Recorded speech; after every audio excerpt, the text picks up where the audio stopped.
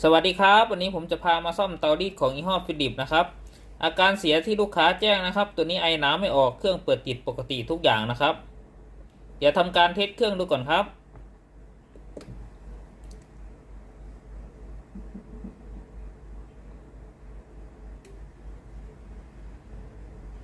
รอไฟแสดงสถานะพร้อมใช้งานหยุดกระพริบก่อนนะครับไฟตรงนี้นะครับตัวเตารีดของฟิลิปนะครับรุ่นที่ซ้ายในส่วนของตัวปั๊มน้ำทุกตัวเลยนะครับหน้าเตาจะต้องร้อนก่อนถึงกดปุ่มจ่ายน้ำถึงจะได้ยินในส่วนของตัวเสียงปั๊มน้ำทำงานนะครับเดี๋ยวทำการสัมผัสในส่วนของตัวหน้าเตาดูก่อนนะครับตัวนี้หน้าเตาร้อนปกตินะครับ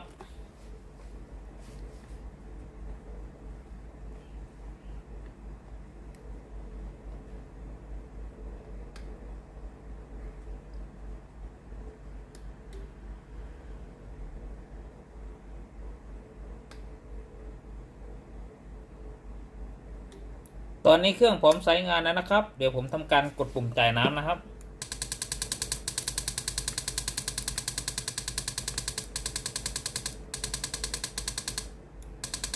ตัวนี้ได้ยินเสียงปั๊มน้ำทำงานนะครับแต่ไม่มีไอ้น้ำออกมาในส่วนของตัวหน้าเตาเลยนะครับ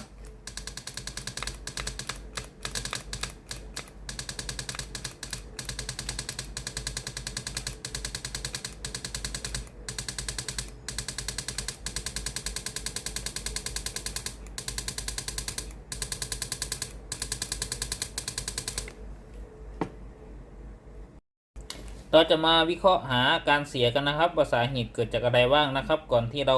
จะแกะภายในตัวเครื่องนะครับตัวนี้ระบบไฟภายในเครื่องปกติทุกอย่างนะครับหน้าเตาร้อนปกติกดได้ยินเสียงในส่วนของตัวปั๊มน้ำทำงานก็แสดงว่ามีไฟต่อจากบอร์ดไปเลี้ยงในส่วนของตัวปั๊มน้ำแล้วนะครับถ้าเราแกะภายในตัวเครื่องด้านในนะครับให้เรามาตรวจสอบในระบบน้ำนะครับตั้งแต่แท้งน้ำตันหรือเปล่าหรือในส่วนของตัวฟิลเตอร์ตันหรือเปล่าหรือในส่วนของตัวปั๊มน้ำมีปัญหาหรือเปล่ารวมทั้งสายท่อน้ำที่มายังหน้าเตาอุดตันหรือเปล่าและหน้าเตาด้านหน้าอุดตันหรือเปล่านะครับเดี๋ยวพาแกะดูภายในตัวเครื่องนะครับ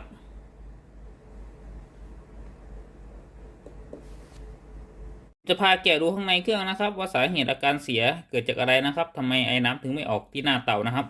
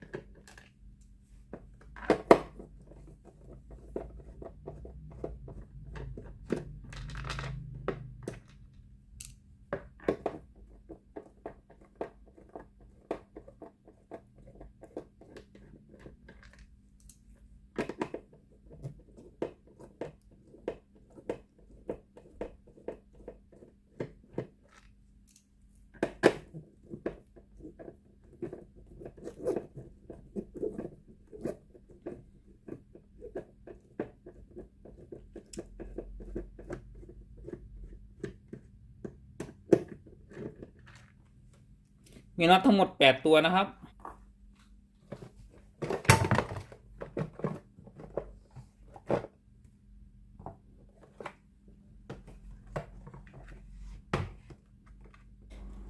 เรามาดูภายในของตัวเครื่องนะครับว่าอะไรแต่ละชิ้นทำหน้าที่อะไรในวงจรนะครับตัวนี้นะครับก็คือในส่วนของตัวปั๊มน้ำนะครับปั๊มน้ำก็มีหน้าที่สูบน้ำจากแทงน้ำ เข้าไปหยดที่หน้าเตานะครับเพื่อให้เกิดเป็นไอน้ำนะครับส่วนตัวนี้ก็คือแผงควบคุมดักนะครับทำหน้าที่ควบคุมการทำงานของตัวเครื่องนะครับทุกอย่างเลยนะครับไม่ว่าจะจ่ายไฟไปเลี้ยงในส่วนของตัวฮีตเตอร์หน้าเตาจ่ายไฟไปเลี้ยงในส่วนของตัวปั๊มน้ำและวงจรสวิตช์ต่างๆนะครับของตัวเครื่อง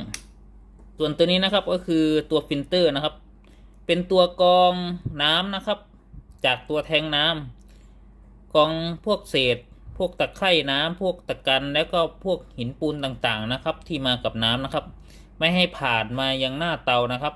เพื่อไม่ให้หน้าเตาเกิดเป็นคราบหินปูนนะครับเกาะที่หน้าเตาคราบสกปรกก็จะไม่ได้ตกค้างที่หน้าเตานะครับรุ่นนี้มีตัวฟิลเตอร์นะครับตัวฟิลเตอร์นี้จะดีอย่างหนึ่งนะครับก็คือในส่วนของตัวหน้าเตาจะไม่สกปรกนะครับแต่มีข้อเสียอย่างหนึ่งนะครับเมื่อถึงอายุการใช้งานนะครับตัวนี้จะแจ้งเตือนนะครับเพื่อให้เปลี่ยนในส่วนของตัวฟิลเตอร์นะครับขึ้นอยู่กับว่าน้ำที่บ้านของลูกค้านะครับ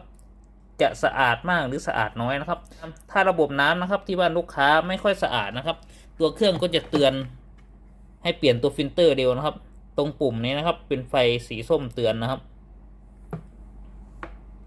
ตัวนี้คือข้อเสียนะครับเครื่องรุ่นนี้จึงไม่เหมาะใช้กับร้านซักอบรีดนะครับส่วนสาย2เส้นนี้ครับทำหน้าที่ตรวจจับความเป็นกรดเป็นด่างของน้ำนะครับแล้วก็พวกตะกันนะครับที่ไหลผ่านในส่วนของตัวท่อยางก่อนเข้าปั๊มนะครับได้ป้อนมายังบอร์ดนะครับเพื่อให้บอร์ดรับรู้ว่าตัวน้ำที่ผ่านมาจากตัวฟิลเตอร์สกปรกหรือไม่สกปรกถ้าสกปรกเครื่องก็จะเตือนตรงนี้ให้เปลี่ยนในส่วนของตัวฟิลเตอร์นะครับหลังจากที่ผมอธิบายหน้าที่ต่างๆของตัวอะไหล่ข้างในตัวเครื่องนะครับเดี๋ยวผมจะมาอธิบายระบบการทำงานและระบบไฟฟ้านะครับเมื่อเราเสียบปลั๊กไฟ220โวลต์ก็คือปลั๊กไฟบ้านนะครับเข้าเต้าเสียบรับไฟที่บ้านนะครับไฟเส้นสายสีน้ำเงินนะครับจะเข้ามาเลี้ยงในส่วนของตัวแผงควบคุมนะครับ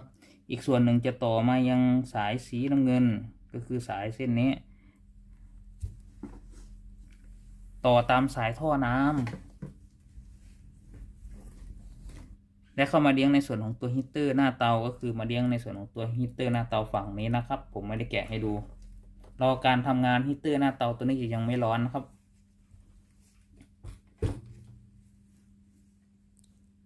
ไฟอีกเส้นหนึ่งนะครับสายสีน้ำตาลนะครับที่ต่อมาจากไฟบ้านจะเข้ามาเลี้ยงในส่วนของตัวแผงควบคุมเหมือนกันนะครับภายในตัวแผงควบคุมด้านในตัวเครื่องนะครับก็จะทำหน้าที่แปลงไฟ AC ให้เป็น DC และเป็นไฟสุดเล็กเพื่อมาเลี้ยงในส่วนของตัว CPU นะครับเพื่อสั่งงานต่อไปอีกส่วนหนึ่งของสายสีน้ำตาลจะจ้ำอยู่กับสายสีแดงนี่นะครับแล้วก็จะต่อมาเลี้ยงในส่วนของตัวปั๊มน้ำก็คือปั๊มน้ำนี่แต่ว่าปั๊มน้ำยังไม่ทำงานนะครับเพราะว่ายังไม่ครบวงจรรอการทำงานต่อไปครับ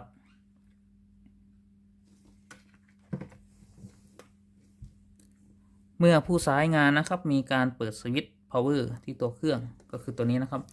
ไฟที่ตัวสวิตช์ก็จะติดขึ้นมาและไฟที่ตัวหน้าเตานะครับไฟแสดงสถานะตัวนี้ก็จะกระพริบนะครับเพื่อให้รู้ว่าในส่วนของตัวเครื่องเปิดติดแล้วเครื่องยังไม่พร้อมใช้งานนะครับ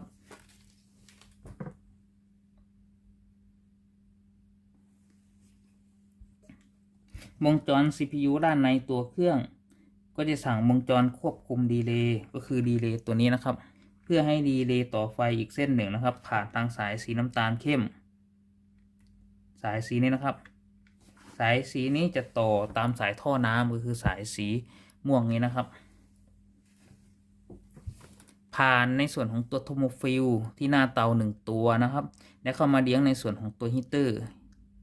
ที่หน้าเตาเมื่อฮีตเตอร์ที่หน้าเตาได้รับไฟ2เส้นแล้วฮีตเตอร์หน้าเตาก็จะเริ่มร้อนขึ้นเรื่อยๆตัวล่านบนหน้าเตาจะมีตัวควบคุมอุณหภูมิอยู่ก็คือในส่วนของตัว NTC ตรวจจับอุณหภูมิล่านบน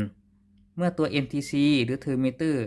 ได้รับความร้อนค่าความต้านทานของตัว NTC จะต่ำลงเรื่อยๆโดยตัว NTC ตัวตรวจจับอุณหภูมิที่หน้าเตานะครับจะต่อร่วมกับสายสี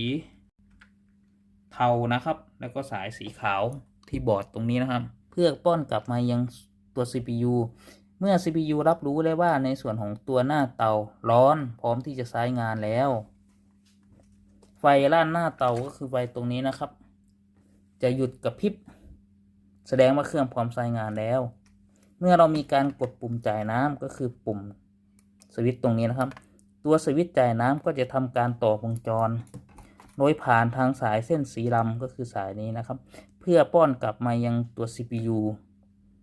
เมื่อ CPU รับรู้แล้วว่ามีการกดสวิตช์จ่ายน้ำแล้ว CPU ก็จะสั่งวงจรควบคุมปั๊มน้ำต่อไฟผ่านทางสายเส้นสีดำก็คือสายนี้มาเลี้ยงในส่วนของตัวปั๊มน้ำตัวปั๊มน้ำก็จะทำการสูบน้ำจากตัวแทงน้ำด้านบนนะครับผ่านมายังสายเส้นสีดำเข้ามาในส่วนของตัวฟิลเตอร์ก็คือตัวนี้นะครับเพื่อกรองสิ่งสกปรกและตรวจสอบคุณภาพของน้ำความเป็นกรดเป็นด่างของน้ำและน้ำที่มีแร่ธาตุเยอะไม่ให้สามารถผ่านในส่วนของตัวฟิลเตอร์ได้นะครับเมื่อน้ำไหลผ่านในส่วนของตัวฟิลเตอร์ออกมาทางสายเส้นสีขาวคือสายเส้นนี้นะครับก่อนจะต่อไปยังปั๊มน้ำจะผ่านในส่วนของตัวเซ็นเซอร์ตรวจสอบคุณภาพน้ำ2เส้นก็คือเส้นสีขาวมาคุณภาพของน้ำที่ออกจากตัวฟิลเตอร์ดีหรือเปล่าถ้าคุณภาพของน้ำที่ออกจากตัวฟิลเตอร์ตัวนี้คุณภาพของน้ำไม่ดีเซ็นเซอร์2เส้นนี้ก็จะป้อนสัญญาณกลับมายังตัว CPU โดยผ่านทางสายสีขาว2เส้นนี้เพื่อให้ CPU รับรู้ไว้ว่าในส่วนของตัวน้ำที่ผ่านตัวฟิลเตอร์มาตัวนี้คุณภาพน้ำไม่ได้ตัว CPU ภายในเครื่องก็จะสั่งวงจรแสดงสถานะไฟตรงปุ่มแอร์ติคีนตรงนี้นะครับเป็นไฟสีส้มกระพริบว่าคุณภาพของน้ำที่จ่ายมาจากตัวฟิลเตอร์ไม่ดีแล้วต้องให้เปลี่ยนในส่วนของตัวฟิลเตอร์ไฟก็จะกระพริบเป็นสีส้มสักระยะหนึ่งพอถึงกำหนดตัว CPU ก็จะตัดการทำงานของตัวปั๊มน้ำก็คือตัดวงจรปั๊มไม่ให้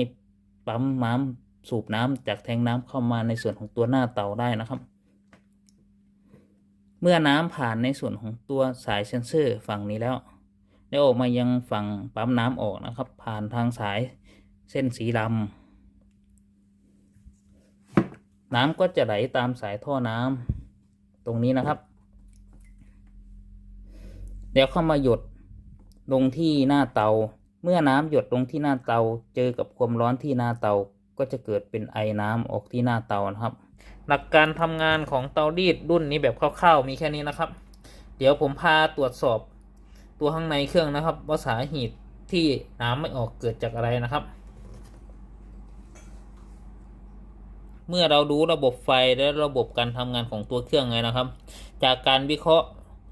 ก่อนหน้านี้นะครับผมวิเคราะห์ว่าในส่วนของตัวแผงวงจรอะไรปกตินะครับให้มาไล่ในส่วนของตัวระบบน้ำนะครับระบบน้ำก็มีตั้งแต่ในส่วนของตัวแทงน้ำนะครับที่เข้ามานะครับแล้วเข้ามาในส่วนของตัวฟิลเตอร์รวมทั้งปั๊มน้ำนะครับแต่สายท่อน้ำที่ต่อไปยังหน้าเตานะครับระบบน้ำมีแค่นี้นะครับอันดับแรกนะครับเราจะเทสเฉพาะในส่วนของตัวปั๊มน้ำนะครับก็คือในส่วนของตัวนี้นะครับตัวนี้ใครจะใช้ในส่วนของตัวแผงวงจรจ่ายไฟมาเลี้ยงในส่วนของตัวปั๊มน้ำเพื่อใช้ในการเทสก็ได้นะครับแต่ตัวนี้นะครับผมจะใช้ในส่วนของตัวปลั๊กไฟจากด้านนอกนะครับมาต่อแทนนะครับจะถอดสายออกนะครับสายไฟที่มาเลี้ยงในส่วนของตัวปั๊มน้ำ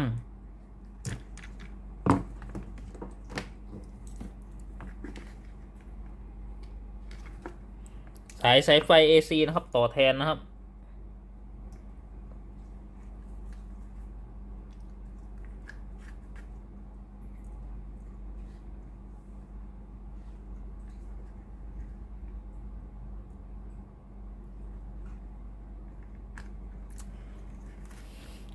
ฝั่งนี้นะครับผมจะถอดออกก่อนนะครับ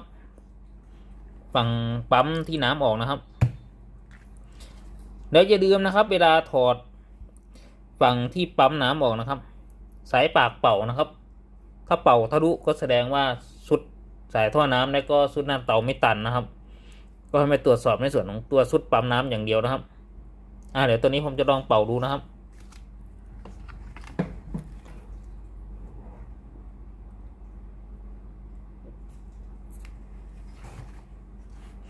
ตัวนี้ผมเป่าดูเลยนะครับในส่วนของตัวซุดหน้าเตาไม่ตันนะครับก็คือตัดปัญหาในส่วนของตัวสายท่อน้ำแล้วก็ซุดหน้าเตาไปนะครับไม่ตันแน่นอนครับ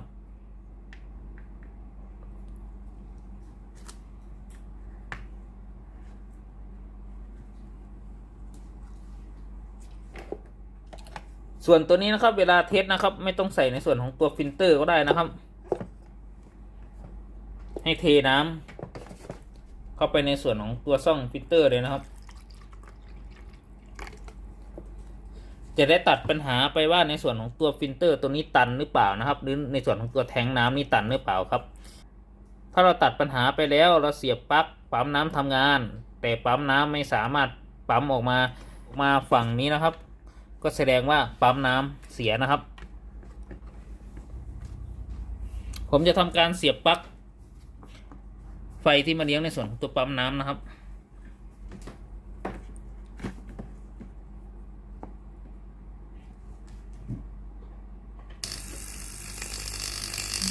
จะได้ยินเสียงปั๊มน้ำทำงานนะครับ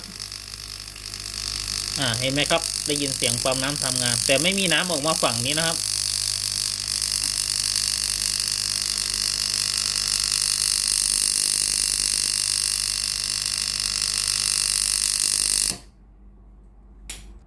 ก็แสดงว่าปั๊มน้ำนะครับทำงานนะครับไม่สามารถสูบน้ำจากฝั่งนั้นมาฝั่งนี้ได้นะครับ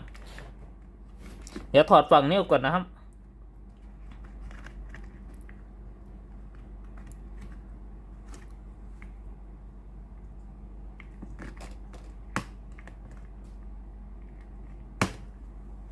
เห็นไหมครับฝั่งนี้มีน้ำหยดครับก็แสดงว่าสายท่อน้ำฝั่งนั้นไม่ตันนะครับก็แสดงว่าปั๊มน้ำนะครับเสียแน่นอน100%นะครับเราก็เปลี่ยนในส่วนของตัวปั๊มน้ำนะครับเดี๋ยวผมจะพาเปลี่ยนในส่วนของตัวปั๊มน้ำออกจากวงจรนะครับผมจะพาถอดในส่วนของตัวปั๊มน้ำออกจากวงจรนะครับ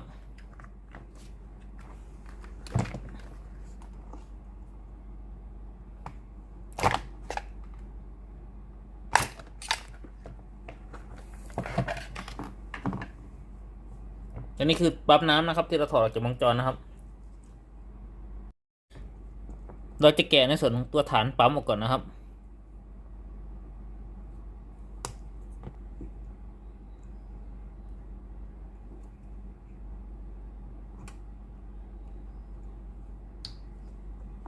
เอาส่วนของตัวนี้ออกด้วยนะครับในส่วนของตัวฐานปั๊มนะครับตัวนี้สายปั๊ม25 วัตต์นะครับ220 โวลต์ถึง240 โวลต์นะครับก่อนเปลี่ยนปั๊มเดี๋ยวพาแกะดูด้านในนะครับว่าสาเหตุเกิดจากอะไรนะครับ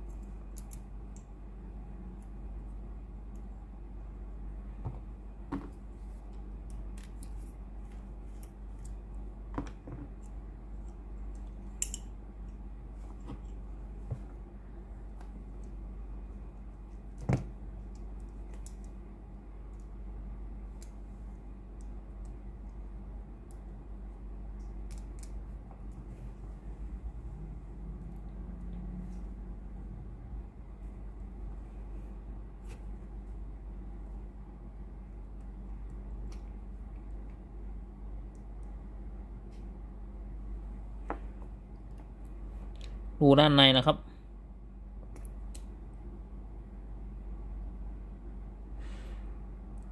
ตรงนี้นะครับปกติจะมีลิ้นปั๊มนะครับอยู่ตรงนี้ตอนนี้ลิ้นปั๊มแตกหายไปแล้วนะครับไม่มีลิ้นปั๊มเลยนะครับก็คือลิ้นปั๊มเสียแล้วนะครับ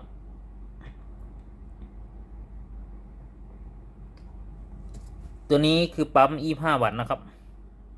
ตัวใหม่นะครับ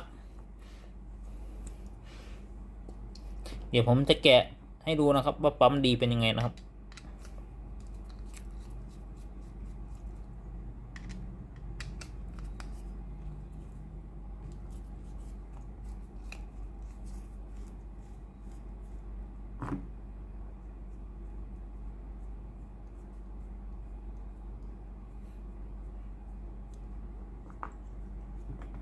ท่านใดที่เข้ามาใหม่นะครับ ฝากกดไลค์ฝากกดติดตามให้ผมด้วยนะครับ เพื่อเป็นกำลังใจให้ผมนะครับ ปรึกษางานซ่อมได้นะครับ ตามลิงก์ไลน์นะครับด้านล่างนะครับ ที่ผมแปะไว้ให้นะครับ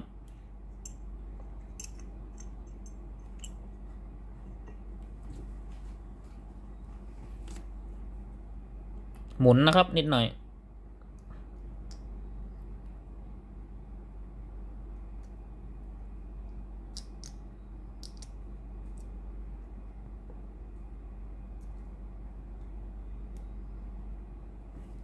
ตัวขาวๆนี่นะครับก็คือในส่วนของตัวลิ้นปั๊มนะครับลิ้นปั๊มตัวใหม่นะครับ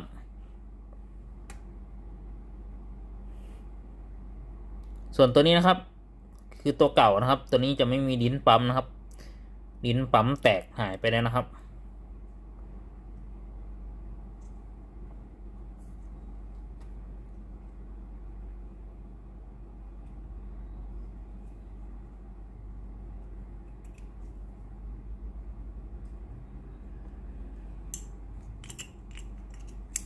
ประกอบคืนเข้าที่ให้เรียบร้อยนะครับ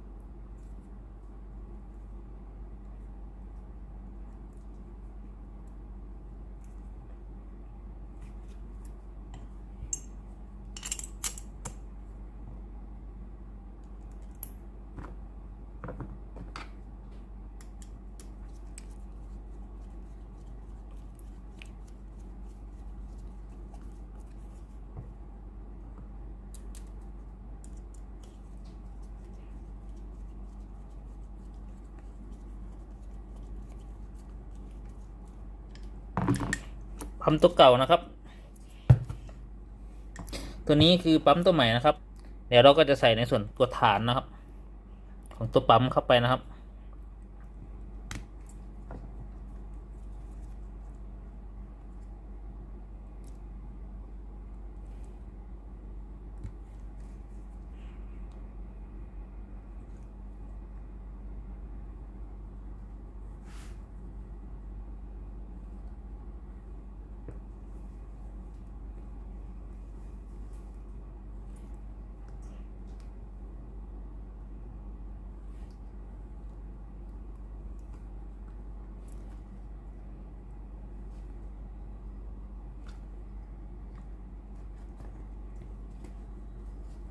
จากนั้นเราก็จะใส่ปั๊มตัวใหม่เข้าไปในวงจรนะครับ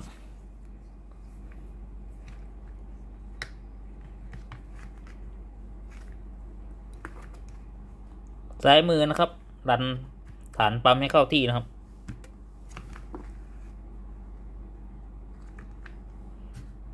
จากนั้นใส่ในส่วนของตัวสายท่อน้ำนะครับ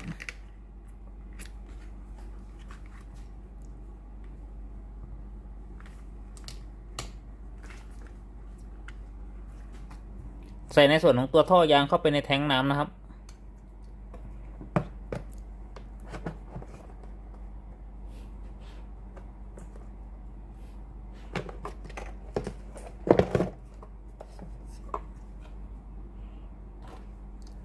เดี๋ยวผมก็จะใส่ในส่วนตัวฟิลเตอร์เข้าไปในวงจรเลยนะครับ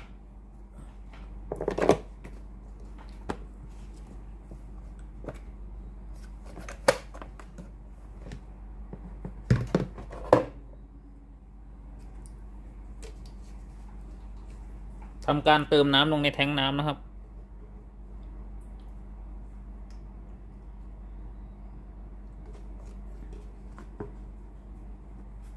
ผมจะพาเทสระบบปั๊มตัวใหม่อีกรอบหนึ่งนะครับเสียบสายไฟเข้าไปในวงจรปั๊มน้ำนะครับ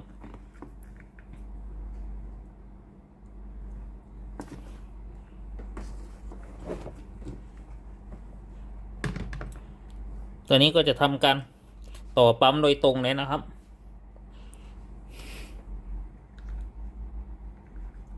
น้ำจะต้องออกมาฝั่งนี้นะครับฝั่งรูนี้เดี๋ยวหันรูนี้ไปฝั่งใหม่นี่ก่อนเดี๋ยวโดนบอร์ดทำการเสียบรองแป๊บเดียวนะครับ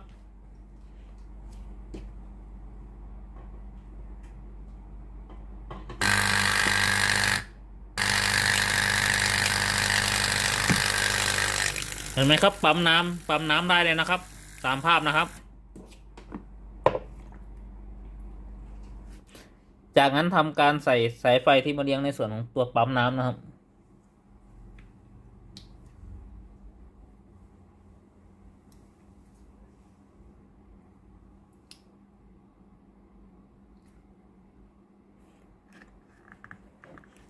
ใส่สายท่อน้ำนะครับ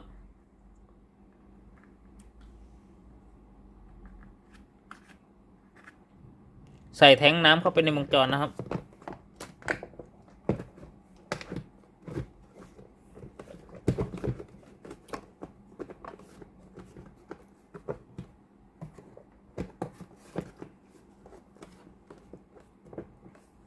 หลังจากที่ผมเปลี่ยนในส่วนของตัวปั๊มน้ำเสร็จเรียบร้อยนะครับตัวนี้ผมจะยังไม่ยึดในส่วนของตัวน็อตนะครับเดี๋ยวเทสเครื่องดูก่อนนะครับทำการเปิดในส่วนของตัวเครื่องนะครับ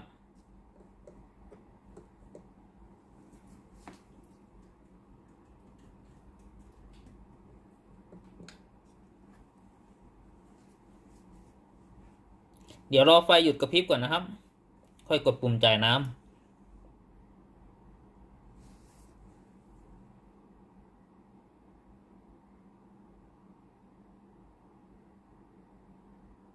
ตอนนี้เครื่องผมใช้งานนะครับ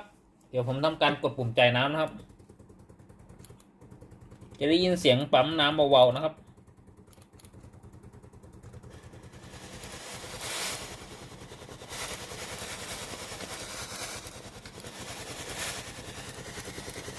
ตอนนี้ไอ้น้ำออกที่หน้าเตาไว้นะครับ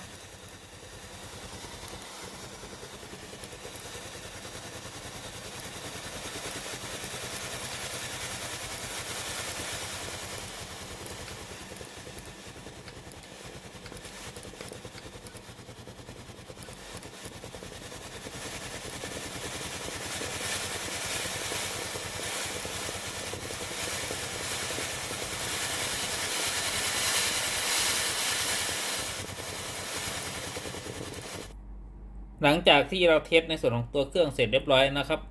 เดี๋ยวเราจะมาประกอบในส่วนของตัวเครื่องนะครับ